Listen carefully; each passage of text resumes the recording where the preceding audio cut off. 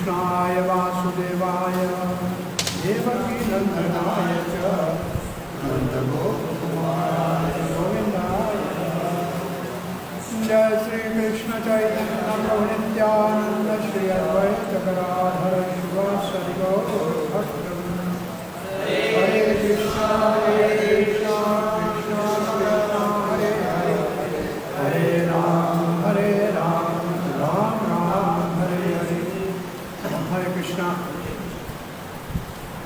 श्री कृष्ण बलराम मंडल scan Vrindavan के भाग्यशाली भक्तों, भगवत गीता के भक्ति शास्त्रीय अध्ययन के अंतर्गत विश्व रूप दर्शन नाम 11वें अध्याय के 9वें श्लोक से संजय अर्जुन के विश्व रूप दर्शन का वर्णन कर रहा है। ये 31 श्लोक तक वर्णन चलेगा। संजय उवाच एवं उक्त्वा ततो राजन्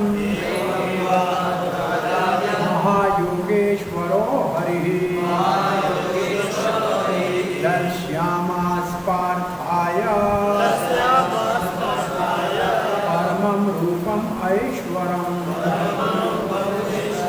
संजय ने कहा, हे राजन, एवं उक्त्वा, इस प्रकार भगवान ने कहा कि मैं आपको दिव्य दृष्टि देता हूँ। कृष्ण जो योगेश्वर है, हरि कृष्ण जो योगेश्वर है, अर्जुन को उन्होंने ततो पार्थ दर्श्यामास दिखाया। क्या दिखाया? परम रूपम ऐश्वरम, बड़ा ऐश्वर्य वाला परम रूप दिखाया।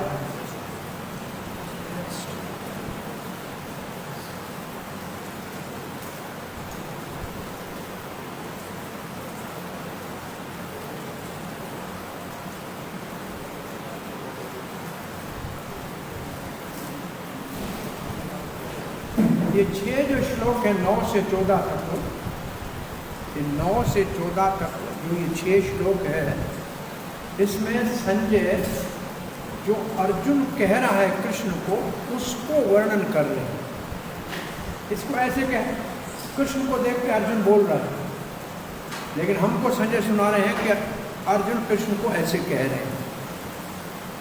ततः अर्जुन को दिव्य दृष्टि देने के उपरांत, हे महाराज धृतराष्ट्र, क्योंकि संबोधन संजय किसको कर रहे हैं? धृतराष्ट्र को। हे महाराज धृतराष्ट्र, योगेश्वर भगवान श्री हरि ने अपना ऐश्वर्य रूप अर्जुन को दिखाया। इसका तात्पर्य नहीं है ना? आइए 11वां 10वां और 11वां श्लोक पढ़ते हैं। अब ये बोल कौन रहा है? ये देख रहा है अर्जुन और कह रहा है कृष्ण को, वर्णन कर रहा है संजय धृतराष्ट्र। अनेक वक्त्र नयनम् अनेक अद्भुत दर्शनम् अनेक दिव्याभरणम् दिव्यानेकोद्योग आयुधम् दिव्यमाल्याम्बरधरम् दिव्यगन्धानुलेपनम् सर्वाश्चर्यमयं देवम् अनंतं विश्वतो मुखम्। 2 शब्द बार बार आए, एक अनेक आया है, एक दिव्य आया है। तो अनेक पहले है, अनेक वक्त्र, वक्त्र कहते हैं मुख को, और नैन कहते हैं आंखों को। अनेक मुख देखे और अनेक आंखें देखे। अनेक अद्भुत दर्शनम, और ये सब दर्शन अनेक थे और अद्भुत थे। और फिर है अनेक दिव्य आभरणम। आभरण कहते हैं दिव्य आभरण, आभरण कहते हैं जो जेवर पहनते हैं, जो आभूषण पहनते हैं, वो सारे दिव्य थे और अनेक थे। अनेक दिव्य आभरण दिव्या ने अनेक उद्य आयुधम, और ऐसे हाथों में ऊपर उठाए उद्य, ऊपर उठाए अनेक आयुध थे। आयुध का मतलब हथियार। तो 2 शब्द होते हैं, एक अस्त्र एक शस्त्र। अस्त्र होता है मंत्र से उत्पन्न होने वाला, जैसे ब्रह्मास्त्र है, ब्रह्मास्त्र है, और धनुष शस्त्र है। शस्त्र होता है हथियार जो दिखता है, अस्त्र मंत्र से उच्चारण होता है वो अस्त्र, जैसे ब्रह्मास्त्र, अग्नेय अस्त्र, तो ये अस्त्र है और शस्त्र अलग है। अस्त्र शस्त्र दो शब्द हैं। तो आधुनिक संसार को अस्त्र का वर्ण पता नहीं है, सिर्फ शस्त्र के ऊपर ही झगड़ा चल रहा है। तो ये आयुध का मतलब शस्त्र जो हाथ में उठाए हैं। दिव्य माल्याम बरधरम, दिव्य माला भगवान ने धारण की हुई थी। दिव्य गंधानुलेपनम, बहुत सुंदर दिव्य चंदन उग्रु आदि भगवान को लेपन था ललाट के ऊपर अन्य जगहों पे। सर्वाश्चर्यमयम देवम अनंतम विश्वतो मुखम, चारों ओर 10 दिशाओं में उनके मुख थे और ये सर्व आश्चर्यमयम देवम, ये आश्चर्यमय था देव। हाँ,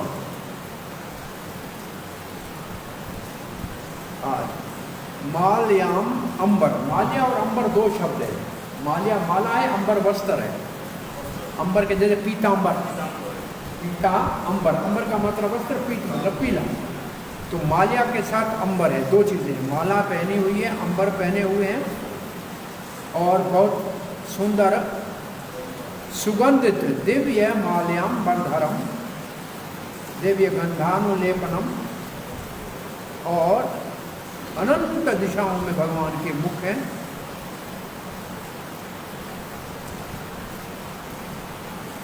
यहाँ केवल मुख और आंखों का वर्णन है, आगे वाले श्लोक में आएगा। अनेक भुजाएं भी हैं और अनेक भगवान के सभी अनेक सहस्र बाहु भव विश्व मूर्ते अर्जुन कहेगा। तो यहाँ अनेक कहने से उनके आंखें, उनके भुजाएं, इन सब का वर्णन है, उनकी गिनती नहीं की जाती। और इसके बाद है श्रुति में लिखा है, श्रुति में क्या लिखा है? श्रुति ने लिखा है विश्वतश्चक्षो उतः विश्वतः उन्मुख विश्वतो मुखः, उनकी आंखें सर्वत्र है, उसके मुख सर्वत्र है, ये श्रुति कहती है श्वेताश्वर उपनिषद में। तो ऐसे अनेक अद्भुत दर्शन किए अर्जुन ने।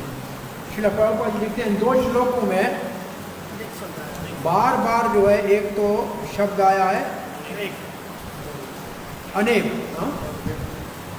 तो अनेक भगवान के हाथ हैं, मुख है, टांगे हैं। अर्जुन ने ये सब देखा और ये कहाँ थे? सारे विश्व में विस्तृत थे, सब जगह विस्तृत थे, फैले हुए थे। परंतु भगवान की कृपा से अर्जुन उसको एक जगह बैठे हुए देख सकता था। और ये कैसे संभव था? प्रभुपाद जी क्या लिखते हैं? भगवान की अचिंत्य शक्ति से। उसके लिए दूसरा शब्द हमने कौन सा पहले सीखा है? योग ऐश्वर। क्योंकि आगे कहा है भगवान योगेश्वर ने दिखाया, तो योगेश्वर भगवान ने अपनी अचिंत्य शक्ति के द्वारा अर्जुन को ये सब दर्शन कराया। 12वां श्लोक, दिव्य सूर्य सहस्रस्य भवेद युगपत् प्रथिता यदि भासदृशी सा स्यात् भासस्तस्य महात्मनः। तो कहते यदि भा का मतलब प्रभा, प्रभा का मतलब प्रकाश। एक क्षेत्र है उसका नाम है प्रभास क्षेत्र, सुना है? सांदीपनि मुनि के लड़के को ढूंढने गए थे कृष्ण प्रभास क्षेत्र में।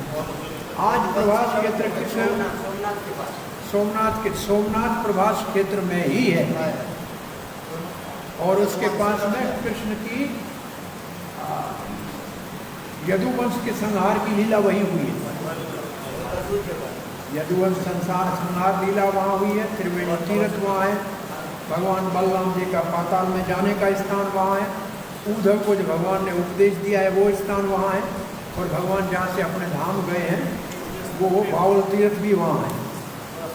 परंतु उसको प्रभास क्षेत्र इसलिए कहते हैं कि चंद्रमा को क्षय रोग का श्राप मिला था, तो वहाँ समुद्र में स्नान करके और शंकर जी का दर्शन करता है तो फिर उसको प्रकाश मिल जाता है, वापस चांदनी रातें आ जाती हैं। तो सोम मतलब चंद्रमा, नाथ जो सोमनाथ शंकर जी का नाम है, वो चंद्रमा का नाथ। वहाँ चंद्रमा जब स्नान करते हैं समुद्र में, तो उनका जो अंधारियाँ रातें हैं ना, अंधेरा चला जाता है, फिर प्रकाश आने शुरू होता है, फिर 15 दिन में जाके नहाता है वहाँ। तो इसलिए उस क्षेत्र का नाम ही प्रभास क्षेत्र हो गया कि यहाँ चंद्रमा को प्रकाश पुनः प्राप्त हुआ। परंतु भगवान के ऐसे दिव्य सूर्य क्या है, यदि अगर उस प्रकाश का वर्णन करना चाहें तो सूर्य सहस्र, हजारों सूर्य उगे एक समय। युगपत उत्थिता का मतलब एक समय हजारों सूर्य उग जाएं, इतना भगवान के अंदर से प्रकाश निकल रहा था। तो भगवान वैसे ही ब्रह्म ज्योति कितनी चमक वाली है, और ये विश्व रूप से इतना प्रकाश निकल रहा था मानो एक समय में 1000 सूर्य उदय हुए हैं। कहाँ दिख रहा था? दिव्य, दिव्य का मतलब आकाश में, आकाश में दिख रहा था। सादृशी स्यात्, ये जो भगवान का प्रकाश था, इस अद्भुत रूप का जो प्रकाश था, एक समय 1000 सूर्य उदय होकर जितना प्रकाश करे वैसा ही था। भासस्तस्य महात्मन, उस महान भगवान के इस प्रकाश का वर्णन किया। इसलिए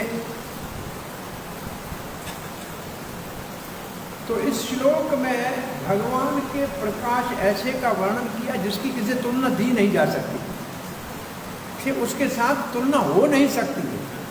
1000 सूर्य एक समय उगे, ये संभव नहीं है। तो एक ऐसी तुलना है जो अनुपम है। अनुपम शब्द का क्या अर्थ है? जिसकी उपमा न दी जा सके, उसके समान और कोई नहीं, उसको अनुपम कहते हैं। भगवान अनुपम है। हाँ, परंतु यहाँ जो वर्णन किया है इसको कहते हैं उत्प्रेक्षा। क्या कहते हैं? उत्प्रेक्षा का अर्थ होता है किसी का रूपक बिठाना। असली चीज नहीं है, लेकिन ऐसी किसी चीज का वर्णन करना जिससे उसका अंदाजा लग जाए, उसका पता लग जाए, उसको कहते हैं उत्प्रेक्षाएं। उत्प्रेक्षाएं सामान्य लोगों को समझाने के लिए।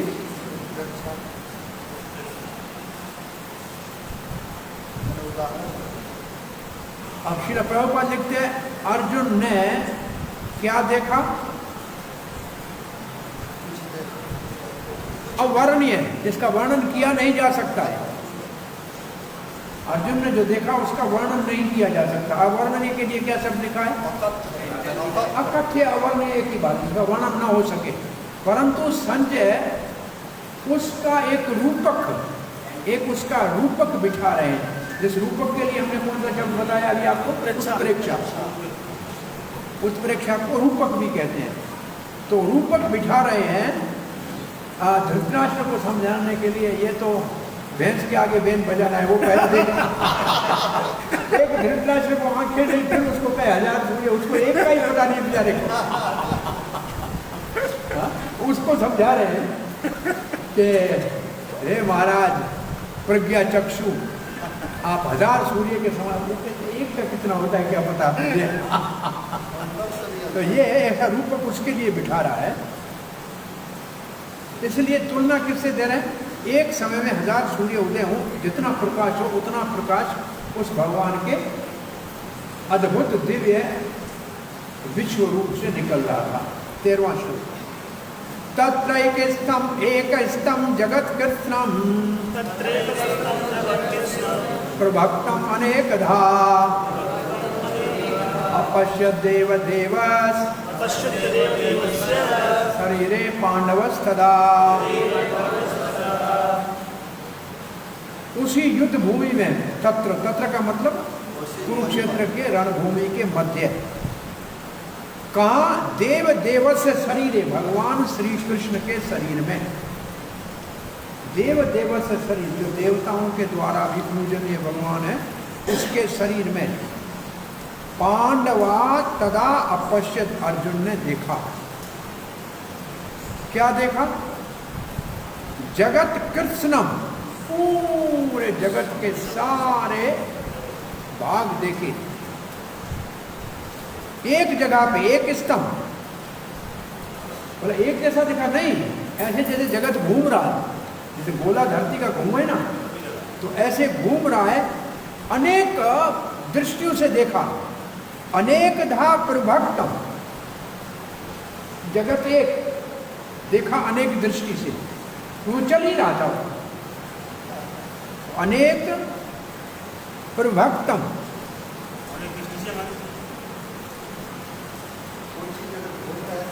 वो तो चल ही रहा था ऐसे जैसे घूमे, और उसको देख रहा था बार बार। वही जगत तो एक है, लेकिन नाना प्रकार के सामने आ रहा था। चक्रवर्ती पाद तत् का अर्थ है उस युद्ध भूमि में, और देव दिवस का मतलब भगवान के शरीर में। पूरे शरीर को एक समय कोई गणना करके समझाए, ये संभव नहीं। इसलिए अर्जुन ने एक समय में एक ही जगह देखी, एक शरीर, विश्व का एक विभाग देखा, फिर दूसरा विभाग देखा, क्योंकि प्रभक्तम एक स्तंभ,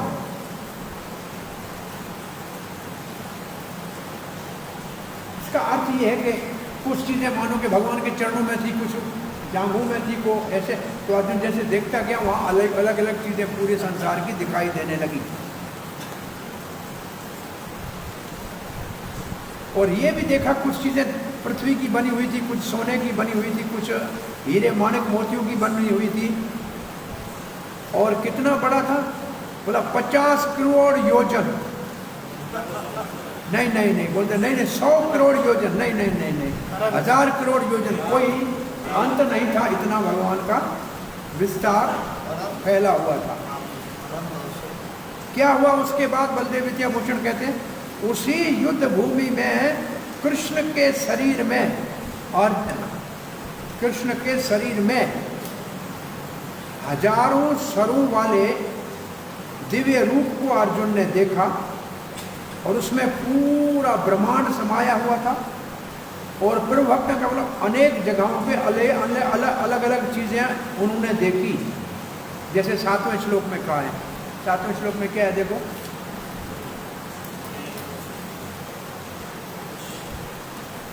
एक स्तंभ जगत कृष्ण, एक स्तंभ जगत कृष्ण, एक स्तंभ जगत कृष्णम, सचराचरम, जो पहले देखा है वो और जो नहीं देखा है वो भी देख लो, ऐसे ही है ना? सब कुछ एक जगह में जोड़ा तो सब कुछ देखा है। हाँ, तो ये उसका वर्णन है। और ये जगत किसका बना हुआ था? बोला कहीं पृथ्वी थी, कहीं स्वर्ण था, कहीं बहुपद। ये बलदेव विद्याभूषण भी यही लिखते हैं, कहीं छोटा था, कहीं बहुत मध्यम का था, बहुत बड़ा था, कहीं। प्रभुपाद जी लिखते हैं तत्र का अर्थ है, तत्र बड़ा महत्वपूर्ण है। इसका अर्थ क्या है कि अर्जुन और कृष्ण दोनों एक ही रथ के ऊपर बैठे थे, और वहाँ बैठा बैठा अर्जुन कृष्ण के ही अंदर सारा विश्व देख रहा था। इसका अर्थ है कि कृष्ण तो उस प्रकाश में गुम हो गया, अब सिर्फ वो ही देख रहा था। अगर कृष्ण को देखता होता तो भयभीत नहीं होता, तो कृष्ण तो हो गया अदृश्य और विश्व रूप हो गया प्रकट।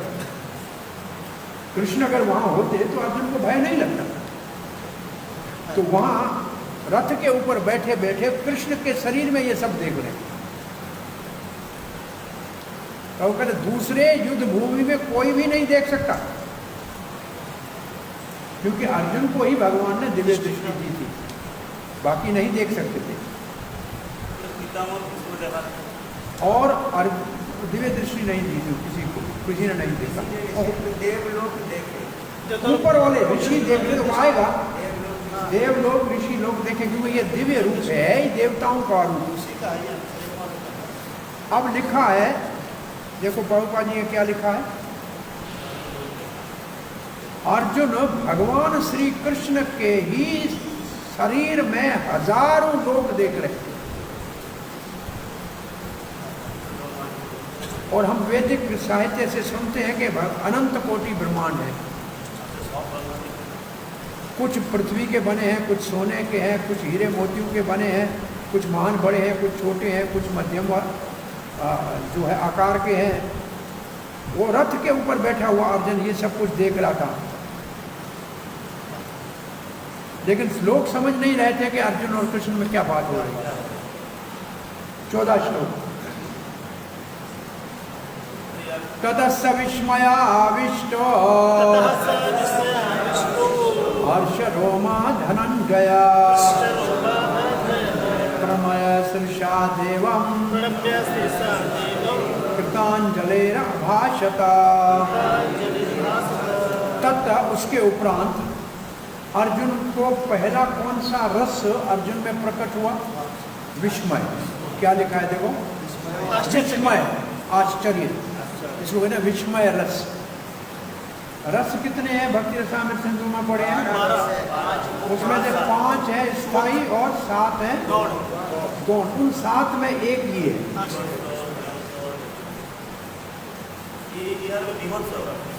विभक्त नहीं, अभी आश्चर्य है, आश्चर्य। विस्मयाविष्टो, विस्मय आश्चर्य, अर्जुन के ऊपर आश्चर्य का आविष्ट हुआ। बोला कैसे पता लगा उसको आश्चर्य लगा? बोला हर्ष रोमा, वो रोमांच हो गया, अर्जुन को रोमांच हो गया। सह धनंजय, धनंजय को, और धनंजय प्रणाम करने लगे। प्रणम्य शीर्षा देवम, भगवान को प्रणाम करने लगे सर से, दोनों हाथ जोड़ के प्रार्थना करते। कृता अंजलि, अंजलि हाथ जोड़ने को करते, कृता अंजलि अभाषत, प्रार्थना करने लगे। तो यहाँ तक जो अर्जुन ने देखा उसका वर्णन संजय कर रहा है। तो कभी कभी ऐसा प्रश्न आता है, संजय ने जो विश्व रूप का वर्णन किया, तो ये है 6 से 14 तक। अब अर्जुन बोल, हाँ, अब इसके ऊपर अर्जुन जो कृष्ण को जानते थे उनको अब अद्भुत रस का अनुभूति हुई। अद्भुत रस, इसका नाम क्या है?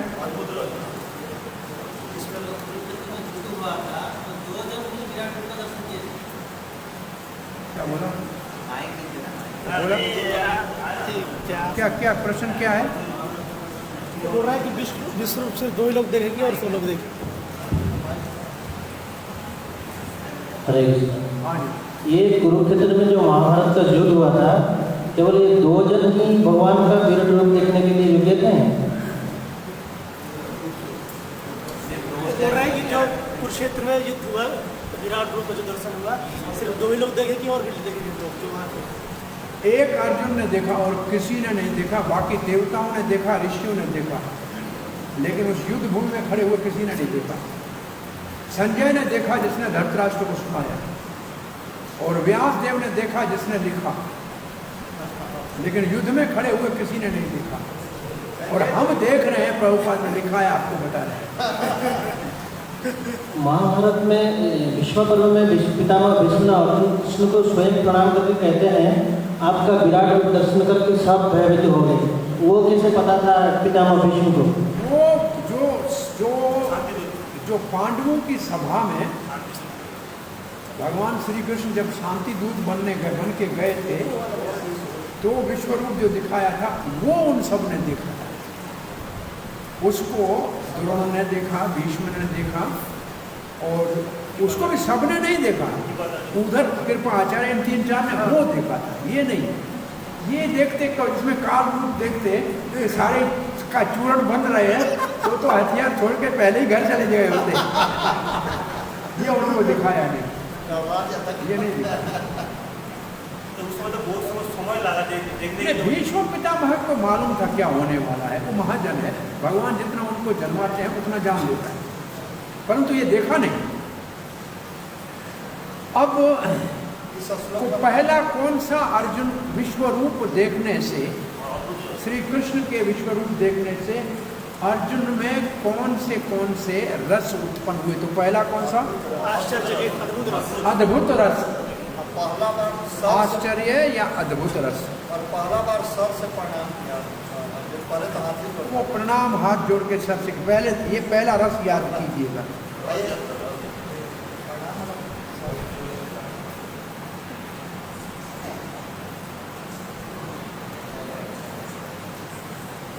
अर्जुन को यहाँ धनंजय कहा गया है, इसका मतलब आश्चर्य तो उसने देखा, धन बहुत देखा, इसका मतलब दुनिया में वैभव देखा था, परंतु कृष्ण को देख के अति आश्चर्यचकित हो गया और भगवान को हाथ जोड़ के प्रार्थना करने लगा और धरती के ऊपर सर झुका दिया और हाथ जोड़ के क्या कह रहा है?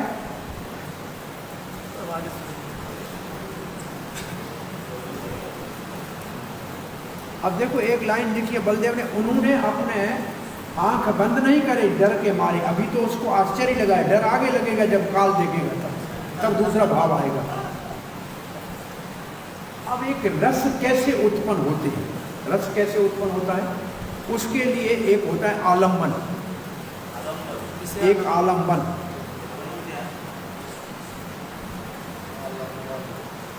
जिसके कारण एक आलम्बन होता है, दूसरा शब्द होता है उसके लिए आलम्बन, उद्दीपन। उद्दीपन, आलम्बन का अर्थ है विषय, किस विषय के कारण रस उत्पन्न हुआ, तो कृष्ण को देख के रस उत्पन्न हुआ, तो विषय तो कृष्ण है। हाँ नहीं, उद्दीपन क्या कहते हैं? उद्दीपन का अर्थ ये है कि जैसे मानो कि बच्चे का चप्पल देखें तो बच्चा याद आए, इसको उद्दीपन कहते हैं। जैसे भाई चांद निकला, चांदनी रात है तो भगवान को रास का मन में उद्दीपन हुआ। उद्दीपन का मतलब कोई ऐसी चीज देखने से भाव और रस उत्पन्न हो, उसको उद्दीपन कहते हैं। आलम्बन जो उसका विषय हो रस का, तो आलम्बन जो है उसको विषय कहते हैं जिससे रस उत्पन्न होता है।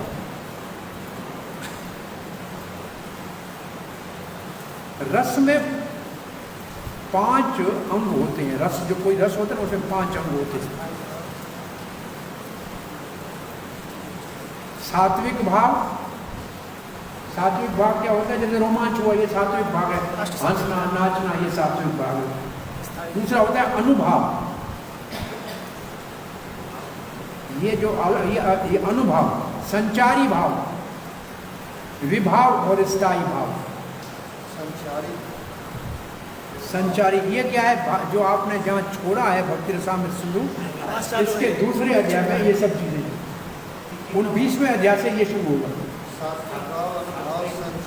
ये 5 चीजें रस के लिए, 5 चीजें चाहिए। रस के लिए सात्विक भाव चाहिए, अनुभाव चाहिए, संचारी भाव चाहिए, विभाव चाहिए, स्थायी भाव चाहिए। अनुभाव मतलब क्या? अनुभाव कोई चीज पहले, जैसे ये जो है ये विभाव है, स्थायी भाव विभाव। इसको विभव का अर्थ है जो पहले जागे, उसमें एक है आलम्बन और दूसरा है उद्दीपन। जो विभव है उसके 2 अंग हैं, आलम्बन और उद्दीपन। आलम्बन का मतलब किसको देख के हुआ, और उद्दीपन का मतलब क्या देख के हुआ। जैसे यशोदा मैया को देखकर भाई कृष्ण को दूध पीने की इच्छा हो, तो ये माता को देखा, वो उसके लिए क्या हुआ? उद्दीपन। और माता जो स्वयं है उसका आलम्बन है, उसका जाके दूध पिएगा। तो ये क्या रस की परिभाषाएं हैं। तो यहाँ क्योंकि रस उत्पन्न हुआ है, तो इसमें अर्जुन बार बार कृष्ण को देख रहा है आश्चर्य से, ये है उद्दीपन। इससे रस जागृत हुआ। रस कैसे जागृत हुआ? उद्दीपन से। उद्दीपन क्या है? आश्चर्य। जो भगवान में ऐसे अद्भुत, अपने मित्र के अंदर इतना बड़ा नाना प्रकार का जो वैभव देखा, विभूतियां देखी, तो वो उद्दीपन का काम किया। और अब हाथ जोड़ के जो प्रणाम कर रहा है, इसको अनुभाव कहते हैं। अनुभव का मतलब अब क्या? उद्दीपन हुआ, आश्चर्य रस हुआ, तो फिर अनुभव हुआ प्रणाम करना। और जो उसके रोमांच हुआ, ये सात्विक भाव है। जो रोमांच हुआ ये सात्विक भाव है। और मन में, उसके मन में जो विचार आए, बड़ा आनंद हुआ, अरे मेरे मित्र में इतना बड़ा मेरे मित्र का महिमा है, ऐसा मेरा मित्र है, ऐसा मेरा फ्रेंड है, ये आनंद का उदय हुआ और दृढ़ संकल्प हुआ रही इसे ऐसा मित्र मेरे को मिला है, ये है संचारी भाव, ये मन में उत्पन्न हुआ है। ये चारों जब मिलते हैं तो स्थायी भाव होता है, वो है इसमें विस्मय। कौन सा? अद्भुत या विस्मय।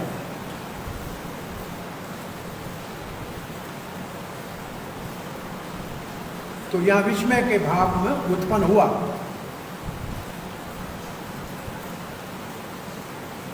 और ये पांचों मिलकर अद्भुत रस बना। तो ये अद्भुत रस कैसे बना, इसका आपको आज थोड़ा सा जानकारी दी। क्या अद्भुत रस कैसे बना? आलिंगन, उद्दीपन, आलिंगन, आश्चर्य देखा, रोमांच हुआ, ये सात्विक भाव हुआ, फिर मन में आनंद हुआ। तो ये सब जो भाव इकट्ठे हुए पांच, तो कौन सा स्थायी भाव हो गया? अद्भुत रस का रस उत्पन्न। रस के अब एक बात आज याद करें अपनी जानकारी के लिए, रस कैसे उत्पन्न होता है? पांच प्रकार के, उसमें विभाव जो पहला है, उसमें पहले उद्दीपन होना चाहिए, आलंबन होना चाहिए, विभव होगा, विभव से अनुभव होगा, विभव हो गया तो अनुभव हुआ। तो दूसरा भाव जो दूसरा आया ना, विभव से क्या देखा उसने? अनुभव हुआ, हाथ जोड़ लिए, उसको देख के, अनुभव मतलब उसको देखकर, उसके अंदर जो भाव उदा प्रणाम किया, आश्चर्य देखकर, फिर रोमांच हुआ, फिर मन में विचार आया। अब प्रभुपाद जी क्या लिखते हैं कि भगवान की दिव्य दृष्टि के द्वारा दिव्य दर्शन को करके अर्जुन और कृष्ण के बीच में जो पहले भाव था वो तत्काल ही बदल गया। तो पहले कौन सा भाव था जो बदल गया? सखा भाव था, वो बदल गया।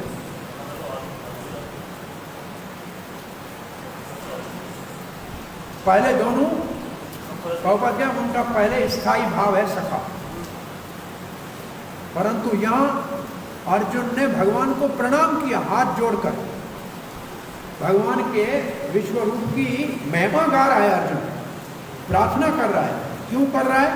आश्चर्य, क्योंकि अर्जुन के अंदर अद्भुत आश्चर्य के रस का उदय हुआ।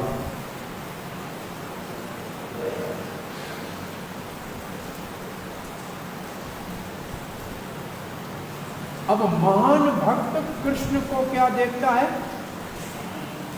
सारे रसों का, सारे रसों और संबंधों का समूह है। इसके लिए कौन सा शब्द आपने पढ़ा था भक्ति रसामृत सिंधु में? अखिल रस मूर्ति, अखिल रसामृत मूर्ति।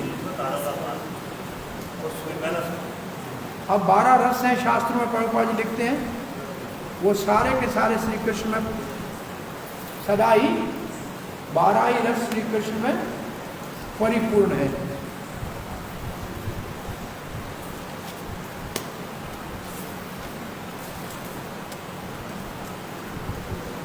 ये कहा जाता है कि भगवान संबंधों का सागर है।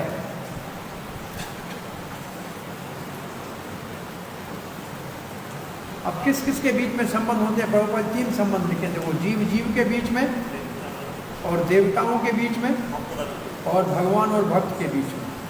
ये सारे संबंध जो होते हैं इसमें रस उत्पन्न होता है।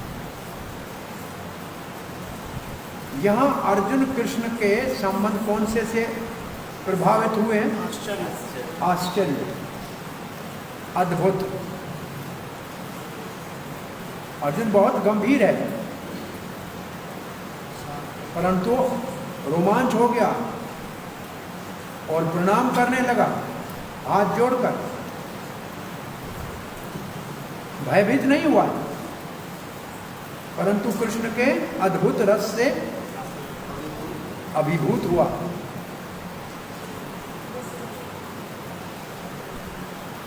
तो तत्काल में क्या हुआ है? अद्भुत रस।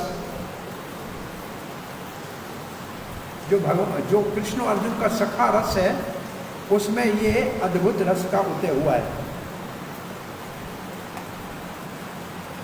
तो इसका अर्थ है जो पहले 5 रस हैं वो तो पहले होते हैं, उसमें ये 7 और रंग डाल के प्रकट होते हैं। ये आपके परीक्षा के में ये रस नहीं आएगा, परंतु इस रस की परिभाषा आपको मिलेगी, रस उत्पन्न कैसे होता है। अब हम 15वां श्लोक पढ़ने जा रहे हैं। यहां से अर्जुन विश्वरूप का वर्णन कर रहे हैं। वो था संजय का, पहले था श्री कृष्ण का। 5 से 8 कृष्ण है और 9 से 14 संजय है, और अब श्री कृष्ण, अब संजय बोल रहा है, अब अर्जुन बोल रहा है। अर्जुन वाचा पश्यामि देवांस्तव देवदेहे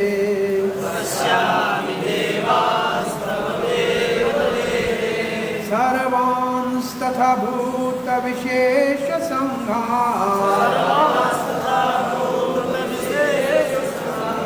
ब्रह्माण्डमीशं कमलासनस्थं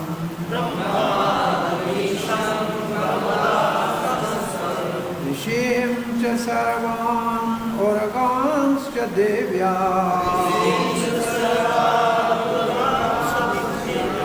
अर्जुन कहने लगे, आपके शरीर में देव देव देहे, आपके शरीर में देव देव देह, मैं देख रहा हूं देवता, सारे देवता मैं देख रहा हूं। पश्यामी देवांश, सारे देवता देख रहा हूं। और क्या देख रहा हूं? सर्वांश तथा भूत विशेष संघा, सारे प्राणियों का समूह देख रहा हूं, सारे जीवों का समूह देख रहा हूं। और मैं ब्रह्मा जी को भी देख रहा हूं, ब्रह्मांडम। और किसको देख रहे हैं? विष्णु को देख रहा हूं, जो ब्रह्मा कहां बैठा है? ब्रह्मांडम, ब्रह्मांड को देख रहा हूं। विष्णु हुए जो ब्रह्मा के साथ शंकर जी कमल के ऊपर बैठे। ईशम कमलासन स्तंभ, ईशम जो है ये विष्णु के लिए है। शिव जी, हाँ? शिव जी अच्छा, यहाँ विष्णु लिखा है। और ऋषि से सर्व, और सारे ऋषि। और कौन है? शाइनिंग स्नेक्स उर्गान से दिव्यांग। दिव्य, उर्गान का मतलब सांप, दिव्यांग का मतलब दिव्य, जो चमक रहे हैं। तो ईश का अर्थ कमल के, कमलासन, कमलासन, कमल के ऊपर जो है ब्रह्मा जी। ईशम। अर्जुन ने क्या कहा? ये 7 श्लोकों में वर्णन आएगा। अर्जुन का ये वर्णन 7 श्लोकों में चलेगा।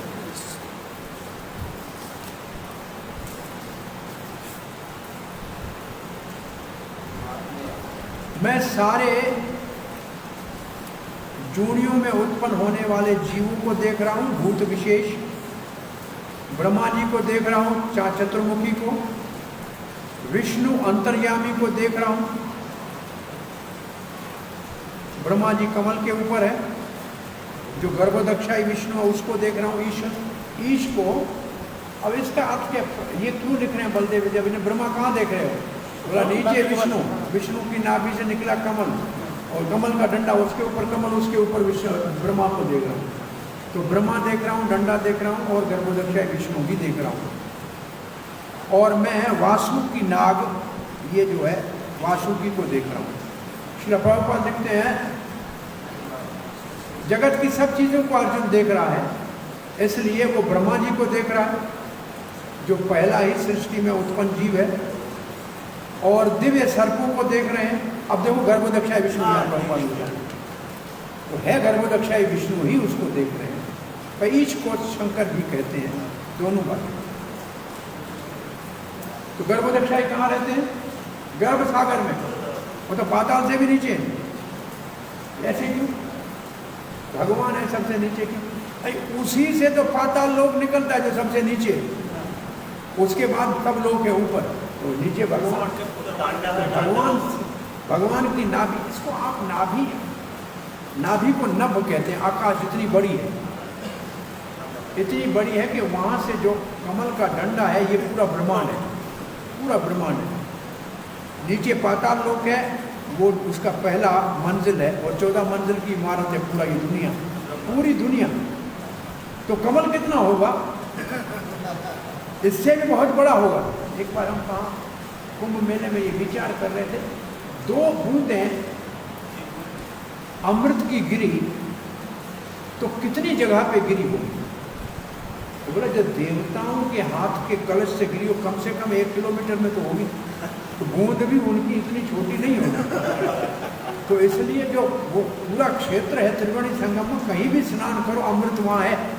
ऐसे नहीं है कोई हमारी जैसा खतरा होगा, तो वो देवताओं का खतरा है। तो ऐसे ये जो ब्रह्मांड पूरे का पूरा है, ये सारा गर्भोदक्षय विष्णु के ऊपर ही टिका हुआ, उससे निकला है उसी में समा जाएगा, फिर सभी उसमें वापस चला जाएगा। प्रलय के समय सब कहाँ जाते हैं? ब्रह्मा समेत सभी सारे के सारे गर्भोदक्षय विष्णु के उदर में चल रहे हैं। और प्रभुपाद लिखते हैं और उर्गांश से दिव्यान, उर्ग कौन सा है? वासुकी। और भी दूसरों को ही वासुकी कहते हैं। तो आपने वासुकी एक मुख वाला है सर्प, ये भी भगवान की विभूति अलग भी आया है।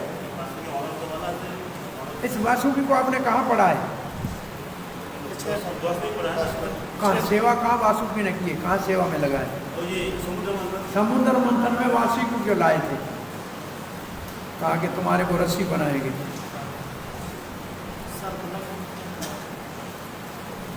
तो नीचे गर्भाध्यक्षाई विष्णु दिख रहे हैं और ऊपर कमल के ऊपर ब्रह्मा जी दिख रहे हैं और बीच में सारे ब्रह्मांड दिख रहा है पूरा।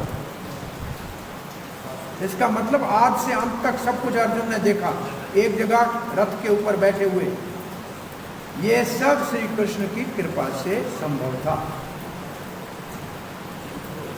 तो अर्जुन ने सारी सृष्टि को देखा, गर्भोदक्षाई विष्णु नीचे वहां से लेके ब्रह्मा सत्य लोक तक सब कुछ देखा एक जगह बैठे। 16 अनेक बाहोद्रवक्त्र नेत्रम पश्यामि त्वां सर्वत्वनन्तरूपम् नानन्तं न मध्यं न पुनस्त्वादिं पश्यामि विश्वेश्वर विश्वरूप।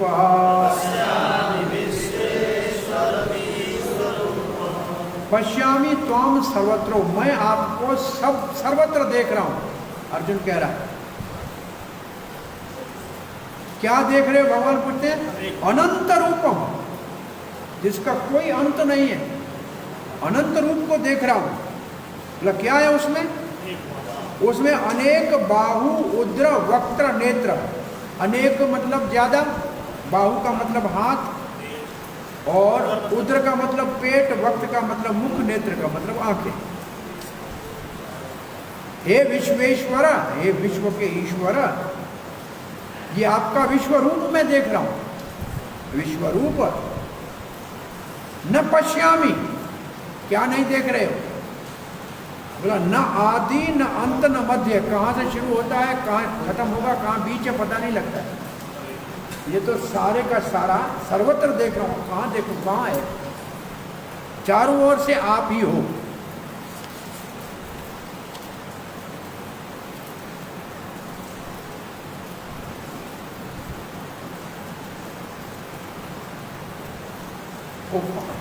हे विश्वेश्वर, विश्वेश्वर किसको संबोधन है? बलदेव विद्याभूषण के ये है महाविष्णु को संबोधन, जो सृष्टि का कर्ता है, पहला पुरुष अवतार है ना, उसको संबोधन है। ऐसे बलदेव विद्याभूषण कहते हैं।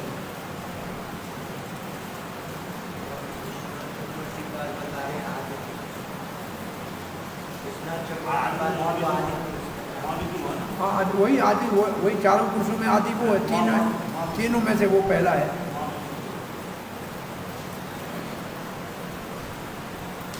प्रभुपाद जी क्या लिख रहे हैं? कृष्ण परम पुरुष भगवान है और अनंत है,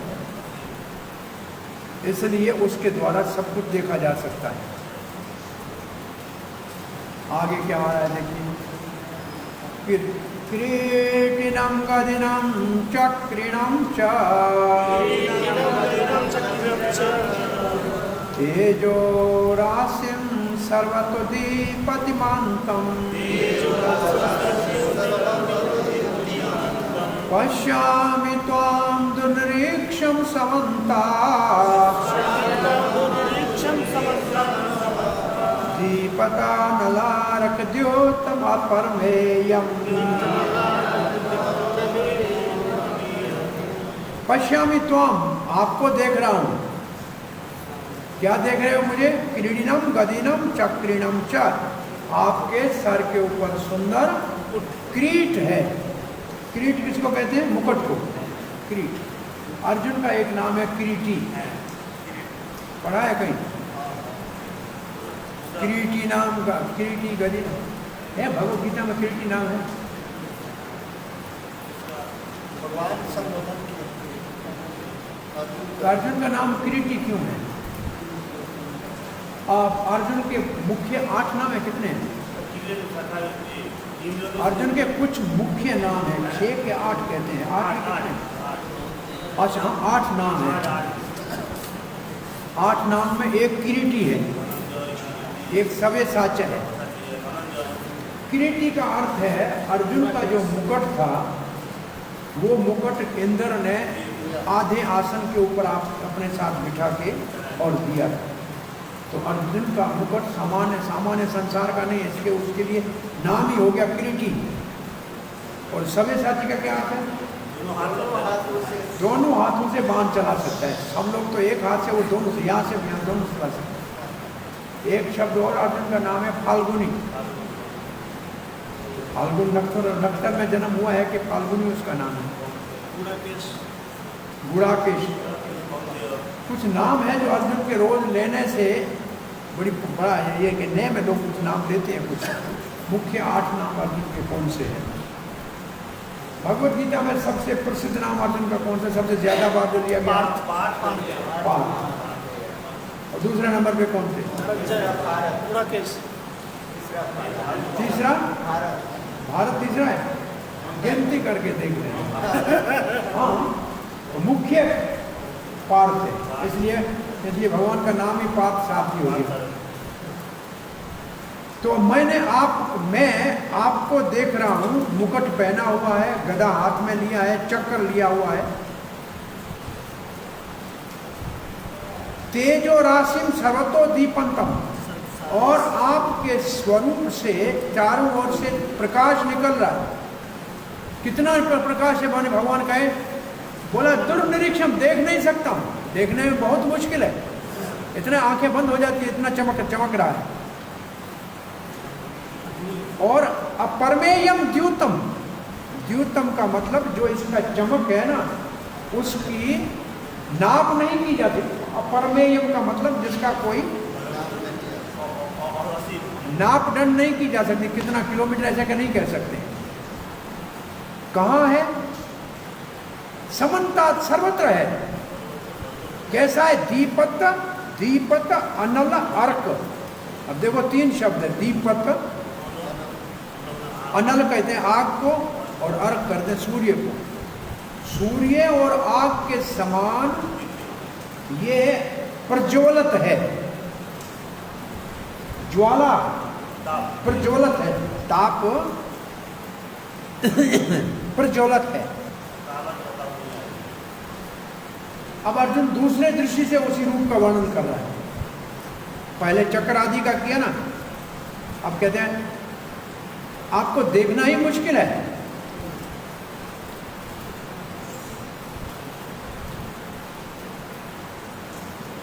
मैं इसलिए देख पा रहा हूं कि आपने मुझे दिव्य दृष्टि दी है, क्योंकि ये चारों ओर आग की तरह, ज्वाला की तरह, जैसे आग की लपटें हैं, ऐसे लपटें भड़क रही हैं। क्या करूं? इसका नाप करना कहां तक है पता नहीं लगता। प्रभुपाद तात्पर्य नहीं पाए। त्वम अक्षरं परमं वेदित्वं त्वमस्य विश्वस्य परं निधानम् त्वमव्यशाश्वतधरं गोप्ता सनातनस्त्वं पुरुषो मतो मे। मतों में मेरा मत ये है, अर्जुन अपना मत दे रहा है। आप क्या हैं? आपको त्वम अक्षरम परमं वेदित्वम, आपको परम ब्रह्म करके जाना जाता है। और त्वम अस्य विश्वस्य परम निधानम, इस विश्व के आप परम आश्रय हो। त्वम अव्ययः, आप अविनाशी हो। आप शास्ता हो, शास्ता का मतलब रक्षक हो। और धर्म गोप्ता, और धर्म के आप अविनाशी सनातन धर्म के रक्षक हो। गोप्ता का मतलब रक्षक। आप अविनाशी हो और सनातन धर्म के रक्षक हो। धर्म शाश्वत धर्म मतलब सनातन धर्म, शाश्वत मतलब सदा रहने वाला, उसके रक्षक हो। और सनातनस्तम पुरुषो मतो में, मैं जानता हूं कि आप सनातन पुरुष हो, ये मेरा मत है। आपके इस विश्व रूप के तेज को देखकर मैं अब पूर्ण रूप से प्रभावित हो गया हूं। ये इस श्लोक का भाव है। आप जाने जाते हो वेदित्व, जैसे वेदों में वर्णन है, अत्परायया तद अक्षरम अधिगम्य यत्तत् अधीश अदृश्यम। उत्तम ज्ञान वो है जिसके द्वारा अविनाशी ब्रह्म का अनुभूति की जाए, जिसको देखा नहीं जा सकता। ये मुंडकोपनिषद है। तो वेदों ने जो कहा है कि आप परम ब्रह्म हो, अब मैं इसका मेरे को विश्वास हो गया। आप परम अक्षर हो, आप निधान हो, आप अविनाशी हो, आप धर्म के गोप्ता हो, धर्म के रक्षक हो, आप ही सनातन पुरुष हो। जैसे वेदों में लिखा है, सकारणम कालाधिपाधिपो न चास्य कश्चित् जानीता न चाधिपः। वो सब का स्वामी है, सब इंद्रियों का। वो सबकी सृष्टि करता है, उनकी कोई नहीं करता है। प्रभुपाद जी का तात्पर्य नहीं है। 19वां श्लोक, अनादिमध्यान्मनन्तवीर्यम् अनन्तबाहुं शशिसूर्यनेत्रम् पश्यामि त्वां दीप्तहुताशवक्त्रम् स्वतेजसा विश्वम् इदं कपन्तम्। मैं देख रहा हूं कि न आपका आद है, न अध है, अंत है, न मध्य है। और अनंत वीर्य है आपका, अनंत शक्ति संपन्न है आप। अनंत बाहों, आपके हजारों भुजाएं हैं। और सूर्य और चंद्रमा आपके नेत्र हैं। और आपके मुख से ज्वाला निकल रही है। दीपित हुताश वक्त्रम, आपके मुख से ज्वाला निकल रही है। कर क्या रही है? स्वतेजसा विषम इदम तपंतन, ये पूरे विश्व को तपा रही है, जला रही है।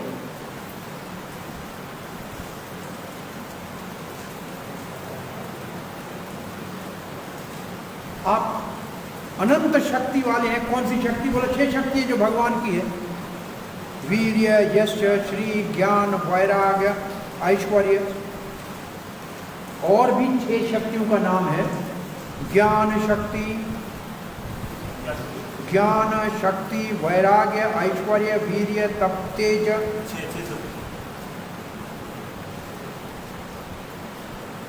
आपके अनंत भुजाएं हैं, आपके आंखें चांद और सूर्य के समान,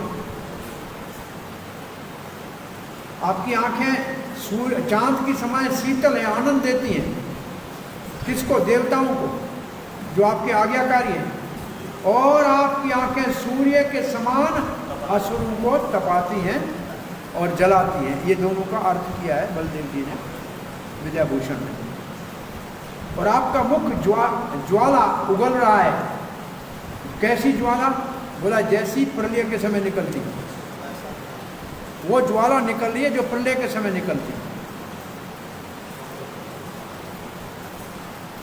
ये बार बार अर्जुन इतना आश्चर्य में है कि कुछ शब्द बार बार कह रहा है। तो ये उक्ति जो है, पुनरुक्ति, कोई ये आश्चर्य का सूचक है। ये कहा जाता है प्रसादे विस्मय है, हर्षे द्वि त्रि उक्तम न दूष्यति। जब किसी के ऊपर कृपा हो और आनंद में मगन हो तो एक ही बात को 2-4 बार कहे, कोई बात नहीं। जैसे रसगुल्ला देख के बार बार कहे दे दो दे दो दे दो, 3 बार कहे, अरे क्योंकि खाने में अच्छा लग रहा है, नहीं भाई दे दो दे दो दे दो, तो ये बुरा नहीं है। प्रभुपाद जी लिखते हैं भगवान के 6 गुण लिखा है। ये कौन से शब्द की परिभाषा है? अनंत वीर्यम। अनंत वीर्यम की परिभाषा क्या है? भगवान 6 गुण संपन्न है। और फिर इस श्लोक में बहुत सी चीजें हैं जो पहले भी कही गई हैं, तो ये आवर्ती हो रही है। तो आवर्ती ये अद्भुत रस का अभिव्यक्ति है। ये आवर्ती अद्भुत रस की अभिव्यक्ति है, इसलिए इसको दोष नहीं माना जाता। अब 20वां श्लोक पढ़ते हैं। दिव्याव पृथ्व्योरिदमनंत हि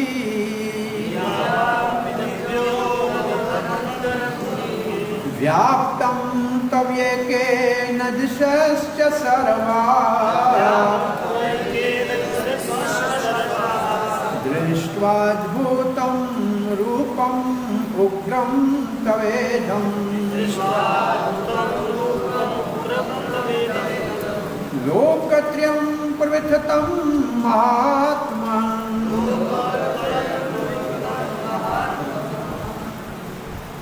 दिव्य आप पृथ्वी, इसका मतलब जो स्वर्ग और पृथ्वी के बीच में जो भी है, दिव्या आप पृथ्वी इदम अनंतरम, दोनों के बीच में जो है, दिशा से सर्वा, और सब दिशाओं में, 10 दिशाओं में क्या है? आप ही केवल समाये हुए हैं। व्याप्तम त्वया एकेन, आप एक ही समाये हुए हैं और कोई नहीं। और ये कैसा रूप है? दृष्टम अद्भुतम रूपम उग्रम तवेदम। 2 रूप, एक तो अद्भुत भी है और उग्र भी है। अद्भुत और उग्र दोनों रूप है। अब अद्भुत तो रस हो गया, अब उग्र के वजह से भयभीत होगा अर्जुन। भयानक भी एक रस है। और तीनों लोक भयभीत हो रहे हैं। लोकत्रयम प्रविथतम, हे महात्मा ना, हे महान भगवान। तो मेरे ख्याल में 9 श्लोक वो पूरे हो गए जो अर्जुन वर्णन कर रहा था। एक बात और अब यहाँ आप थोड़ा लिख लो, क्योंकि ये आपके प्रश्न है परीक्षा का। अब 10 श्लोकों में भगवान काल रूप का वर्णन कर रहे हैं, तो ये उनमें से एक श्लोक है, यहां से शुरू हो रहा है। इन 10 श्लोकों में भगवान अपने काल रूप का वर्णन कर रहे हैं। In 10 verses Lord shows his form at the time. 10 श्लोकों में भगवान काल रूप का वर्णन कर रहे हैं। और बोला क्यों दिखा रहे हैं भगवान? क्योंकि अब अर्जुन इस रूप को देखने के लिए योग्य हो गया। अभी तक विश्व रूप देखा, अब योग्य हो गया। ये कौन सा रूप दिखाया? हमने कल बताया था आपको। पहले भगवान कौन सा रूप दिखाएंगे? एक शब्द बोला था, एक शब्द बोला था खास, ये एक शब्द बोला था जो वेदों में है, उस रूप की स्तुति होती है। अच्छा हाँ पुरुष सुक्तम, पुरुष सुक्तम में जो भगवान का रूप है उसको दिखाऊंगा। जब अर्जुन योग्य हो जाएगा तब काल रूप दिखाऊंगा। तो ये पुरुष सुक्तम है जो भगवान के रूप का वर्णन है वो दिखाया। अब काल रूप दिखा रहे हैं जब योग्यता आ गई, तो यहाँ से काल रूप शुरू होगा। और पुरुष सुक्त, सुक्त किसको कहते हैं? मैं कल बताया था आपको। क्या? मंत्रों के समूह को सुनो। मंत्रों के समूह को सुकत कहते हैं। सुक्त, मंत्रों का समूह। और सुक्तों का समूह हो उसको क्या कहते हैं? संहिता। संहिता, संहिता। और संहिता एक वेदों का अंग है, और 3 और वेदों के अंग है। ये आपने ईशोपनिषद में पढ़ाया था किसी दिन? पहले दिन कुछ पढ़ाना चाहिए। आरण्य, ब्राह्मण और उपनिषद और संहिता।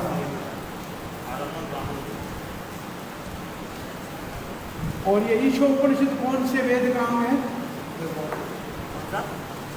ईशोपनिषद कौन से वेद का है? उपनिषद का।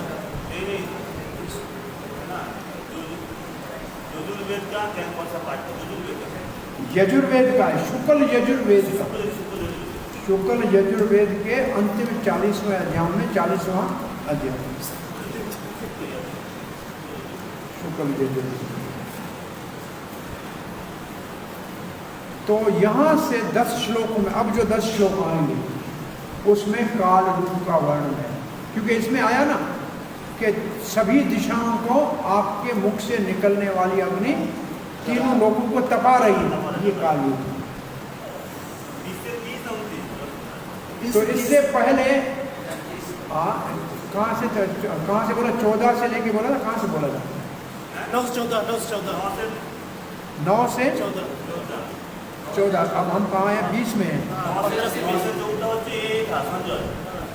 संजय। और 14 से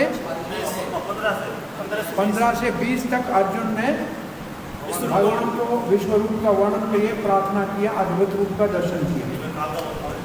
अब काल रूप शुरू हो रहा है 20वें श्लोक से।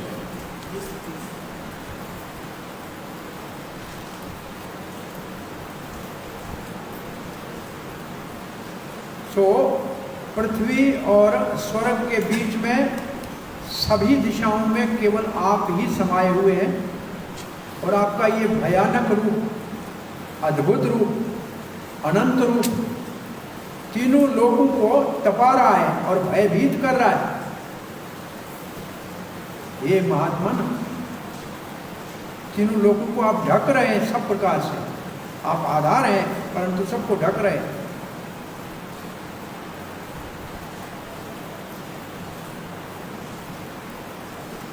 अब कहते हैं ऐसा समझना चाहिए कि इस युद्ध को देखने के लिए देवता, असुर, गंधर्व, किन्नर, ये जो ऊपर के लोग हैं उसमें से कोई तो है सहयोगी, ये तो कोई तो पांडवों को चाहते हैं, और कोई तो मध्यस्थ हैं, और कोई जो है और है, वो सब आ गए हैं इस रूप को देखने के लिए। केवल अर्जुन को दिव्य दृष्टि नहीं दी गई थी, not only Arjuna was given such a, they also have, और किसके पास थी? देवताओं के पास, किन्नरों के पास, इन सब के पास दिव्य दृष्टि थी।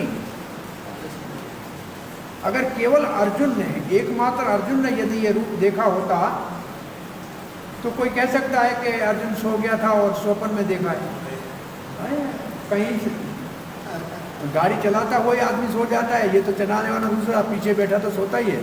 तो कहीं अर्जुन सो गया हो और उसने स्वप्न देखा हो, तो इसलिए भगवान ने कहा और सब लोग भी देखने, उनको भी दिव्य दृष्टि दी, ताकि आप सब लोग देख लो कि लोग इसको ऐसे न कहें कि काल्पनिक रूप है।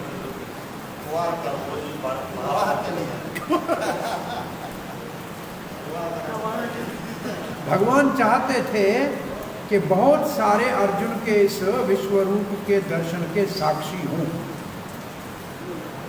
ये कहाँ लिखेंगे आप देख लीजिए। प्रभुपाद जी क्या लिखते हैं?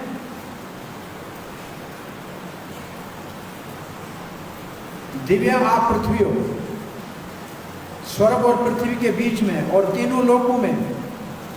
ये बहुत महत्वपूर्ण शब्द है। इसका मतलब केवल अर्जुन ने नहीं भगवान का विश्व रूप देखा, परंतु ऊपर के लोगों वालों ने भी देखा, देव लोगों वालों ने भी देखा। इसका अर्थ है कि अर्जुन ने जो देखा ये कोई स्वप्न नहीं था।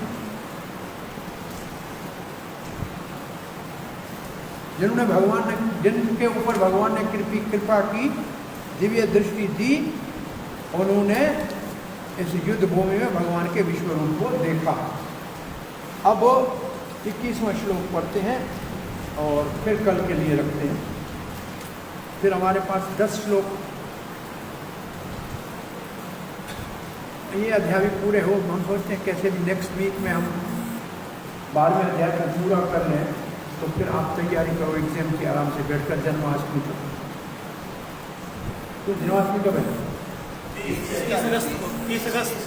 30 अगस्त को है, तो उससे पहले भी खत्म हो सकता है। जन्माष्टमी के बाद फिर नई राजा नया प्रजा जो भी होगा देखेंगे। नई राजा प्रजा का मतलब जो पढ़ाने वाला दूसरा आएगा, जो भी होगा जब भगवान जो योग हो। लेकिन तब तक ये पूरा कर लें, आपको टाइम से तैयारी करें। आप काल रूप का 21वां श्लोक पढ़ते हैं। अमी त्वाम सुर संभविष्यन्ति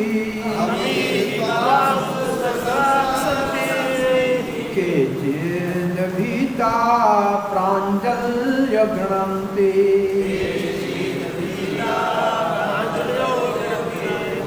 स्वस्ति उक्ता महर्षि सिद्ध संगाः स्तुवन्ति त्वां स्तुतिभिः पुष्कलाभिः।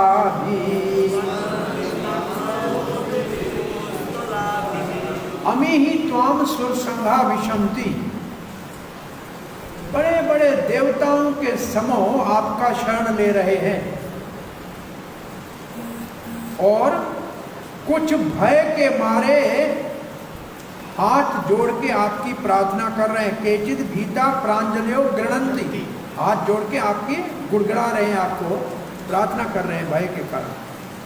और स्वस्ति इति उक्ता, और ऋषि जो है वो कहे स्वस्ति हो, स्वस्ति हो, शांति हो, शांति हो, कहे चारों ओर हाहाकार हो रहा है। महर्षि सिद्ध संगा, जो महर्षि और सिद्ध है वो स्वस्ति वाचन कर रहे हैं और प्रार्थना कर रहे हैं। स्तुवन्ति त्वाम, आपकी प्रार्थना कर रहे हैं।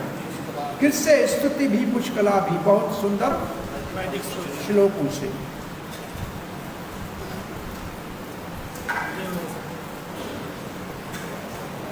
आपका शरण ले रहे हैं देवता, और उन देवताओं में कुछ भयभीत हैं बेचारे, दूर खड़े होके हाथ जोड़ के कह रहे हमारी रक्षा करो भगवान, हे नाथ हमारी रक्षा करो। ऐसे भी कुछ है।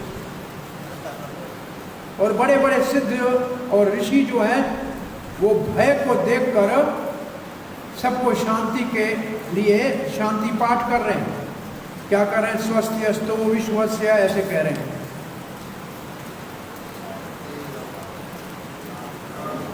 देवता जो ऊपर के लोकों में हैं, उन्होंने भगवान के इस भयानक रूप को देखा और उनसे जो चमक निकल रही थी, इसलिए वो सब रक्षा के लिए प्रार्थना कर रहे थे। प्रभुपाद जितना ही लिखते हैं। अब क्या और दिख रहा है? ये पहले जो था वो दोबारा आ गया। रुद्रादित्यवश्वचये साध्या विश्वे अश्विनो मरुतस्य शम्पाश्च गंधर्वा यक्षासुर सिद्ध संघा वीक्षन्ते त्वां विस्मिताश्च चैव सर्वे। रुद्र, आदित्य, वसु, साध्य, साध्य भी एक देवताओं का वर्ग है, और विश्व, अश्विनो, मरुत, पित्र, ये भी देवताओं से नीचे स्तर के हैं। गंधर्व, यक्ष, असुर, सिद्ध, ये सारे के सारे आपकी ओर आश्चर्य से देख रहे हैं। आपके इस रूप को ये सब आश्चर्य से देख रहे हैं। आश्चर्य शब्द है ना, विस्मिता। सर्वे त्वाम विस्मिता वीक्षमे वीक्षन्ते, इसका तात्पर्य ही नहीं है। तो 23 श्लोक कल से करेंगे, ठीक है। अब कोई आपका प्रश्न जिज्ञासा है क्या? वो ये रॉड पे बैठे तब ये सब दिख रहा था, वो जो तो बहुत समय लगा रॉड पे जो दिख रहा था। अरे वो जी वो जो रॉड पर बैठ के जो विश्व दर्शन का तो बहुत समय लगा होगा, तो उस समय कितना समय लगा? कहते हैं पूरी गीता तो भगवान ने बताई 45 मिनट में, उसके बीच में ये दर्शन भी हो गया, क्योंकि ये तो 10वें अध्याय के बाद दिखाई है।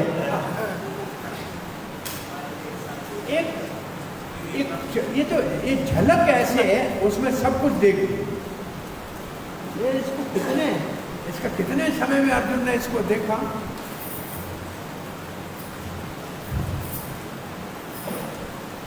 देखिए देव ये रूप, पहले तो ये दिव्य रूप है, और देवताओं का एक क्षण होता है, हमारे 6 महीने हो जाते हैं। एक दिन उनका हमारे 6 महीने हैं। तो देवताओं के समझ लो कि 10 मिनट में देखा होगा। 10 मिनट तो देवताओं के 5 मिनट भी नहीं है, क्योंकि दिव्य रूप था। तो हमारे वहाँ कितना समय बीता होगा कुछ कहा नहीं जा सकता। एक सेकंड में हो सकता है, कोई बड़ी बात नहीं।